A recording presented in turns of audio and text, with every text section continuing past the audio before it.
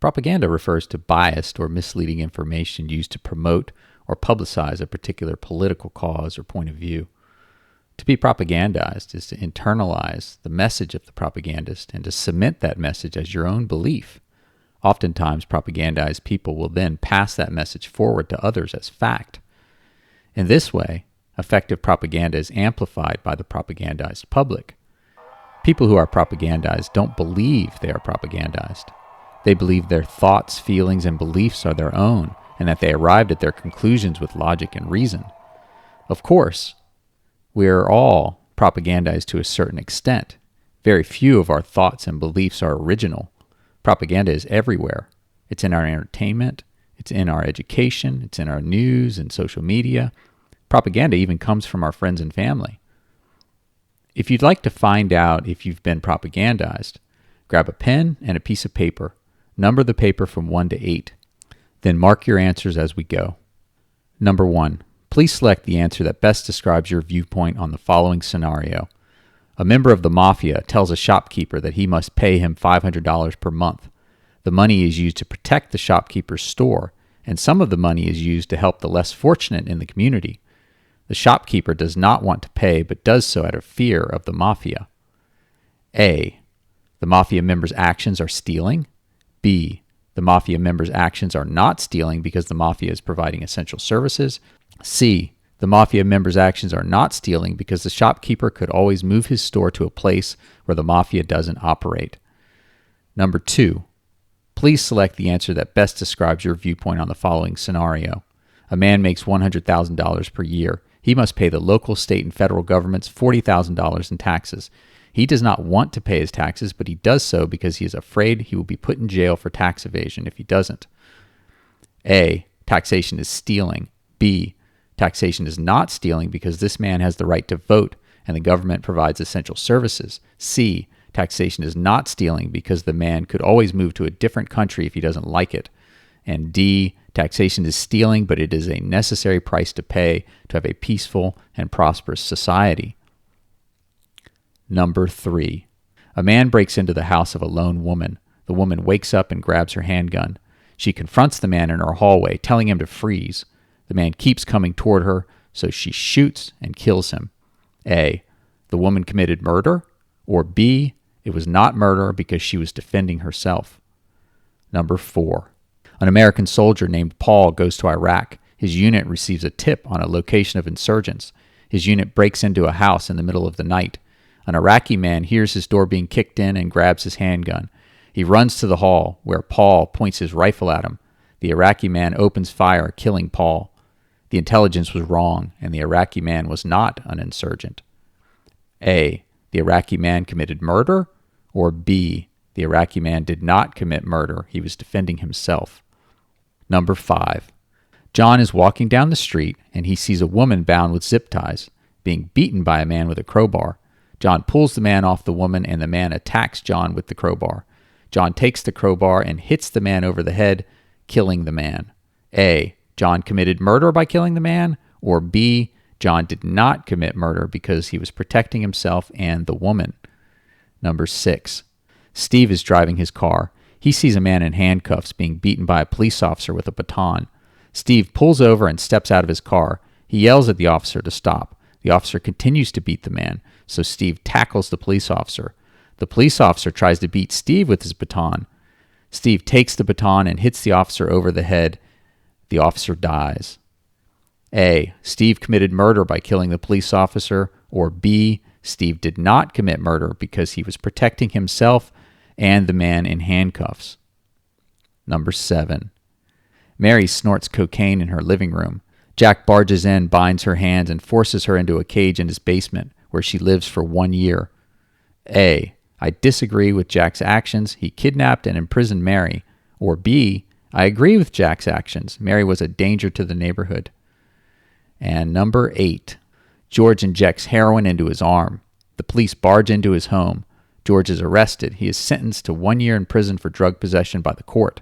A. I disagree with the arrest and imprisonment of George. B. I agree with the arrest and imprisonment of George. He was a danger to the neighborhood. How did you do? Were the questions easy? Did you feel uncomfortable? If you were uncomfortable, you may be experiencing cognitive dissonance, which is the state of having inconsistent thoughts, beliefs, or attitudes. Do you believe that private individuals and government employees should be held to the same standards of conduct? If not, why? I had 1,002 respondents for this survey. I wanted to measure the population of the United States, which is roughly 330 million people. To do this with a 95% confidence level and a 5% margin of error, I needed at least 384 respondents. I know it sounds crazy that you can draw conclusions for such a large population with so few respondents, but the statistical math is sound. Let's go over the results, and I'll show you how others answered. In my opinion, there is a correct answer for the morally consistent, based on universal morality and natural law. I bolded those answers. In regard to the first question about the mafia member's shakedown of the shopkeeper, 86.9% of respondents viewed the mafia member's actions as stealing.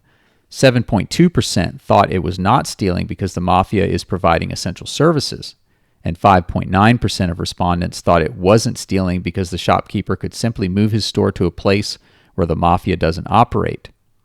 In regard to the second question about taxation, 11.9% of respondents thought taxation was stealing. 58.5% thought it wasn't stealing because the man could vote and the government provides essential services. 4.9% thought taxation was not stealing because the man could move to another country if he didn't like it.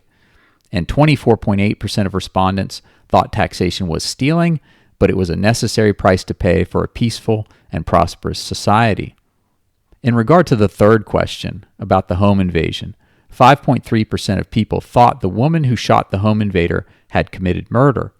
94.7% thought it was not murder because she was defending herself. In regard to the fourth question about the Iraqi civilian who killed an American soldier who broke into his house on a military mission, 11.3% of respondents thought the Iraqi man committed murder, while 88.7% of respondents thought it wasn't murder because he was defending himself.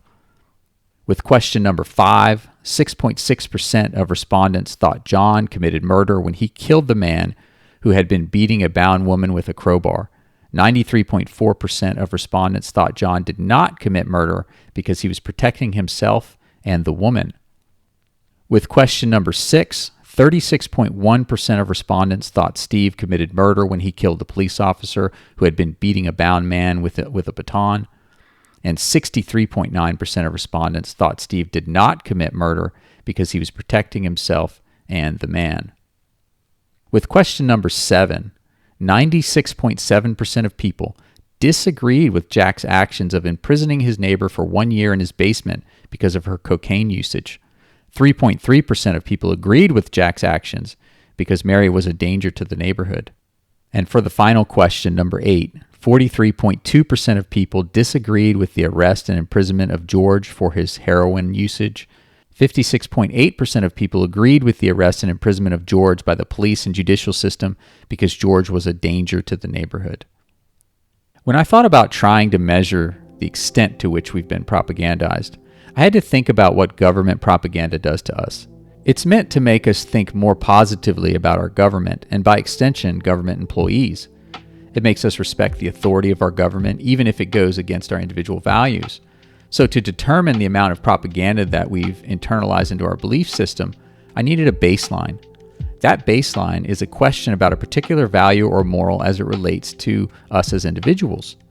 Immediately afterward, I asked the almost identical question, but simply changed the actor to a government employee. The extent to which respondents were hypocritical in their answers is the extent to which I believe they are propagandized.